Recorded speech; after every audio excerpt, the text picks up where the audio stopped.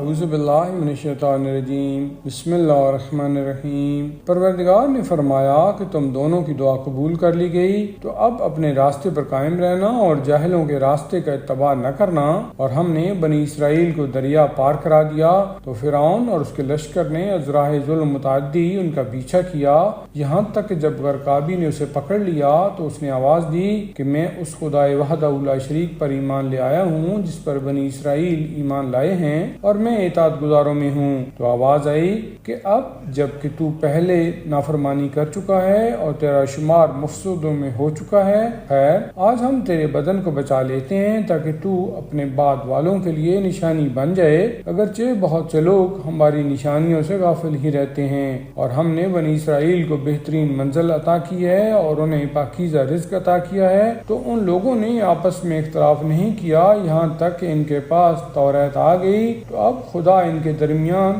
روز قیامت ان کے اختلافات کا فیصلہ کر دے گا۔ اب اگر تم کو اس میں شک ہے جو ہم نے نازل کیا ہے، تو ان لوگوں سے پوچھو جو اس کے پہلے کتاب توریت و انجیل پڑھتے رہے ہیں، یقیناً تمہارے پروردگار کی طرف سے حق آ چکا ہے، تو اب تم شک کرنے والوں میں شامل نہ ہو اور ان لوگوں میں نہ ہو جاؤ جنہوں نے آیات الہیہ کی تکذیب کی ہے، کہ اس طرح خسارہ والوں میں شمار ہو جاؤ گے۔ بے شک جن لوگوں پر کلمہ عذاب الہی ثابت ہو چکا ہے وہ ہرگز ایمان لانے والے نہیں ہیں، چاہے ان کے پاس تمام نشانیاں کیوں نہ آ جائیں، جب تک اپنی آنکھوں سے دردناک عذاب نہ دیکھ لیں گے۔ بس کوئی بستی ایسی کیوں نہیں ہے جو ایمان لے آئے اور اس کا ایمان اسے فائدہ پہنچائے، علاوہ قوم یونس کے، کہ جب وہ ایمان لے آئے تو ہم نے ان سے زندگانی دنیا میں رسوائی کا عذاب دفع کر دیا اور انہیں ایک مدت تک چین سے رہنے دیا۔ اور اگر خدا چاہتا تو روئے زمین پر رہنے والے سب ایمان لے آتے،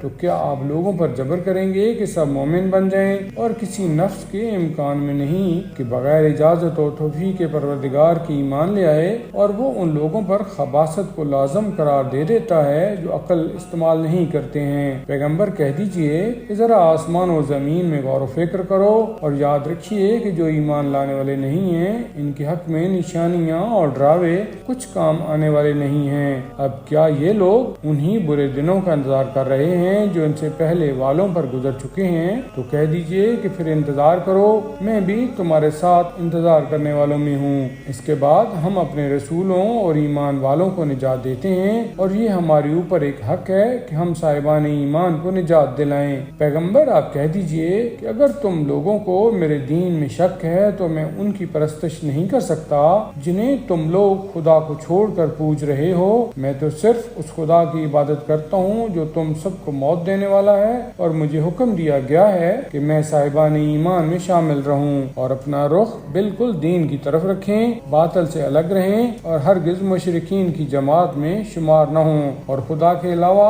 کسی ایسے کو آواز نہ دیں جو نہ فائدہ پہنچا سکتا ہے اور نہ نقصان، ورنہ ایسا کریں گے تو آپ کا شمار بھی ظالمین میں ہو جائے گا۔ اور اگر خدا نقصان پہنچانا چاہے تو اس کے علاوہ کوئی بچانے والا نہیں ہے، اور اگر وہ بھلائی کا ارادہ کر لے تو اس کے فضل کو کوئی روکنے والا نہیں ہے۔ وہ جس کو چاہتا ہے اپنے بندوں میں بھلائی عطا کرتا ہے، وہ بڑا بخشنے والا اور مہربان ہے۔ پیغمبر آپ کہہ دیجئے کہ تمہارے پاس پروردگار کی طرف سے حق آ چکا ہے، اب جو ہدایت حاصل کرے گا وہ اپنے فائدہ کے لیے کرے گا، اور جو گمراہ ہو جائے گا اس کا نقصان بھی اسی کو ہوگا، اور میں تمہارا ذمہ دار نہیں ہوں۔ اور آپ صرف اس بات کا اتباع کریں جس آپ کی طرف وحی کی جاتی ہے، اور صبر کرتے رہیں یہاں تک کہ خدا کوئی فیصلہ کر دے، اور وہ بہترین فیصلہ کرنے والا ہے۔